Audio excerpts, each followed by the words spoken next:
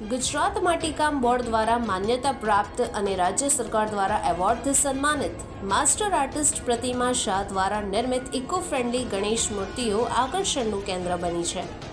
પ્રતિમા શાહ શાસ્ત્રોક્ત વર્ણન મુજબ ભગવાન ગણેશની સ્મિત વેરતી મુખમુદ્રા ધરાવતી મૂર્તિઓ બનાવે છે.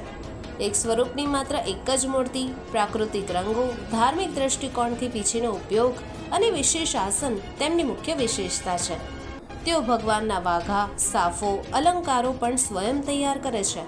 ગણપતિ ઉપરાંત તેઓ લુપ્ત થતી વારલી, પિથોરા, મડ મિરર અને મધુબની જેવી હસ્તકલાઓમાં પણ પારંગત છે. માટીની મૂર્તિઓ પર્યાવરણના જતન સાથે સંસ્કૃતિને પણ જીવંત રાખે છે. હું છેલ્લા 11 થી 12 વર્ષથી બનાવું છું અને આ મૂર્તિ શુદ્ધ માટીમાંથી બનાવેલી છે. અને મેં સૌપ્રથમ ટ્રેનિંગ માટીકામ બોર્ડ ગુજરાતથી લીધી હતી. એના પ્રેરણા રૂપે ત્યાંથી શીખીને આગળ આને વધારી છે, જેથી લોકો જે પીઓપીની મૂર્તિઓ લે છે એનાથી દૂર થઈને માટીની મૂર્તિઓ લે, આકર્ષણ થાય અને આપણું નેચરની પ્રોબ્લેમ સોર્ટ આઉટ થાય, એના માટે હું આ શરૂઆત કરી છે. સૌથી પહેલાં એક મૂર્તિ 6 ઇંચની હોય છે. 6 ઇંચથી લઈને 3.5 થી 4 ફૂટની બનાવવામાં આવે છે. એમાં 3 દિવસથી લઈને 15 દિવસનો સમય લાગે છે. અને આમાં સૌથી મોટું ધ્યાન રાખવામાં આવે છે કે એમાં નોન કેમિકલ કલર્સ યુઝ કરવામાં આવે.